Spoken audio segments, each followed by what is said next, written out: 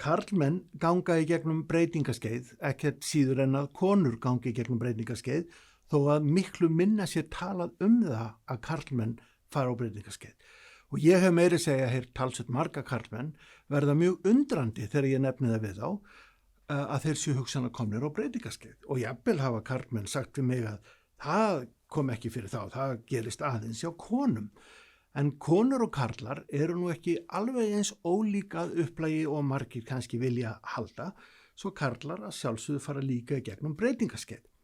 En konur eru nú svolítið, ef ég mætti segja flóknari en karlar, og þar alveg kannski örlítið fullkomnari í alls konar þáttum, og þar alveg eru karlmenn með ólík einkenni heldur konur á breytingaskeiði. Og það eru nokkri þættir sem eru afgerandi ólíkir. Í fyrsta lagi þá eru ekkert allir karlmenn sem fara á breytingaskeiðið, ólíkt því sem að konur gera. Allar konur fara í gegnum breytingaskeið, en ekki allir karlmenn.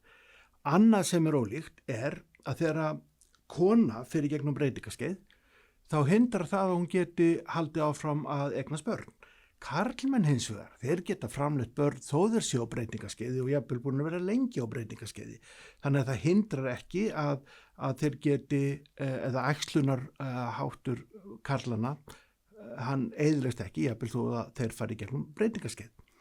Hins vegar, karlmaður sem fer í gegnum breytingaskeið, hann upplifir alls konar breytingar á sjálfum sér og upplifir til dæmis talsverða erfiðleika í kynlífi og það getur verið á mjög ólíkan og margvíslegan hátt, en þessir þættir eru bæði líkamlegir og andlegir eða tilfinningalegir og það er verulega mikilvægt eins og í öllu öðru þegar kemur að andlegri heilsu að vita hvað eru við að tala hvernig lýsa breytingar sér, hvernig á ég að þekkja einkennin.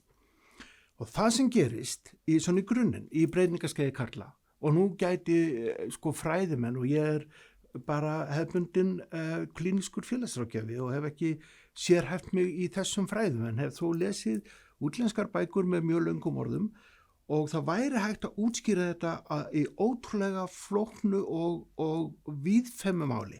Ég ætla að reyna að forðast það og segja bara í grundvallaratriðum hvað er að breytast hjá karli sem gengur í gegnum breytingaskeið.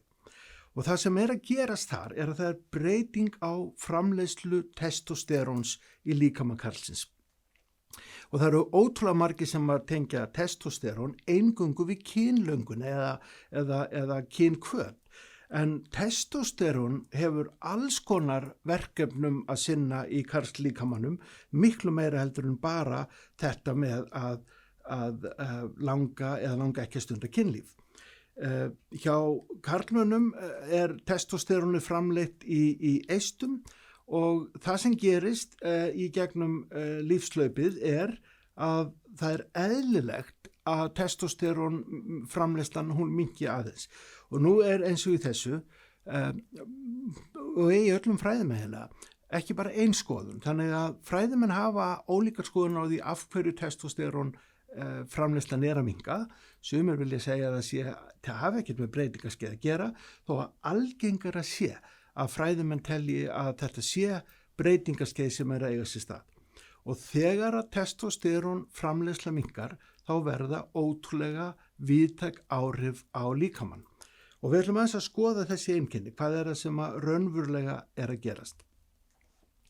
Það er hins vegar þannig að hjá flestum karlmennum þá minnkar testosterón framleiðsla jafnt og þétt allt frá því að þú verður svona rúmlega 30 ára. 30 til 40 vetra þá fer testosterón framleiðslan að minnka hjá öllum karlmönnum. Það er talið að eðlileg minnkun á framleiðslu testosteróns sé svona það bil 2% á ári. Eftir að 50 ára aldrinum er náð, þá fer þessi minnkun á framleiðslu að verða miklu stórtækari. Það er að segja framleiðsla testosteróns minnkar mun meira heldur en 2% á ári. Og það er þá sem að það fer að koma inn þetta sem að við köllum breytingaskeiði hjá karlmönnum. Það sem gerist er að líkaminn fer að bregðast allt öðruvísi við. Og við ætlum að fjalla nokkur einkenni.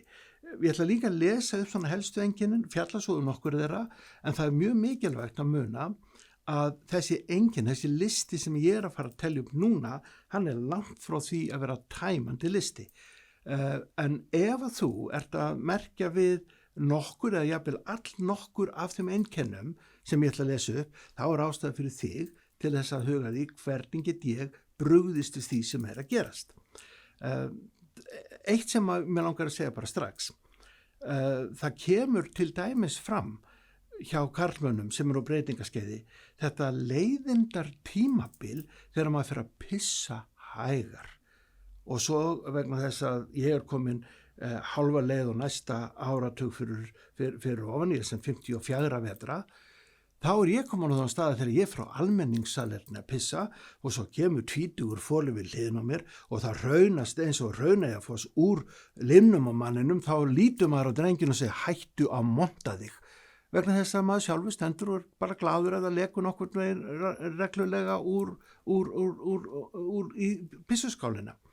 Þetta vandamál sem að flestir karlmenn kannast við sem fara á breytingaskeiðið. Það verður hægari, þvælótt verður hægari og þau verður líka tíðari. En þetta bara eitt af mörgum vandamálum.